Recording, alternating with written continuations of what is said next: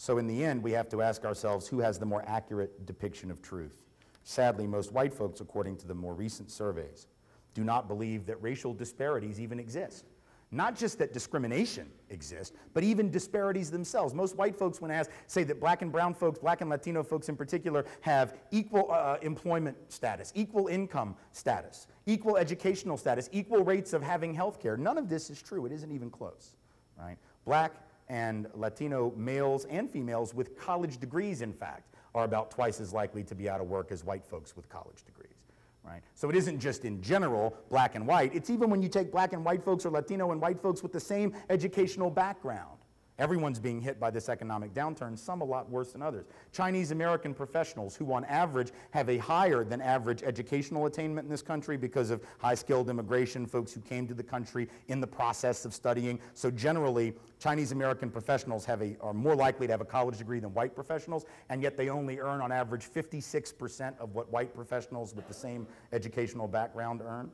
So that's in 2010. That's not 20 and 30 years ago. That's not prior to the lifting of immigration restrictions in '65. That's right now.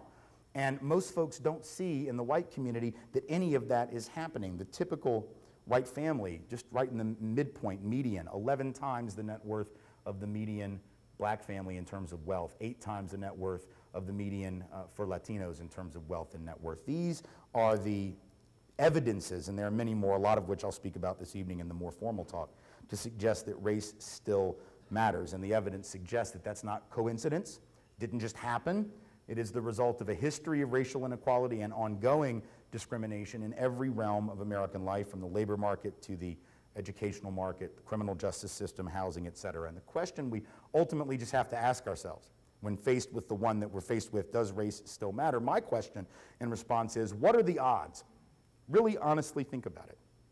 What are the odds that the people who have never once realized the problem for what it was, at any point in our history, have suddenly figured it out when they say that it's not a problem? We've been wrong in every other generation when we said it wasn't a problem, the majority of us. Wrong every single time without a single exception, but now we've figured it out.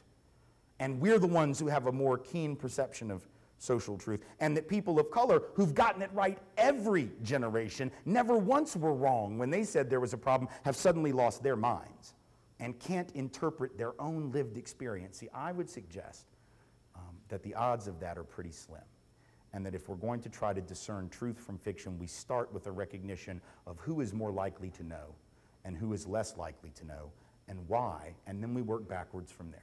And maybe if we start with that, we can get rid of this idea that objective truth is sufficient. Objective truth is important, but unless we understand why some folks ignore it, right, we'll never be able to have this productive conversation. So I hope that this will be the beginning of that, or the continuation of that here at ACU. I expect that it will be. I look forward to this evening, and I hope that we can take the next about 20 minutes and have some questions and conversation amongst ourselves. Thank you all so much for coming out today, and I hope to see you this evening.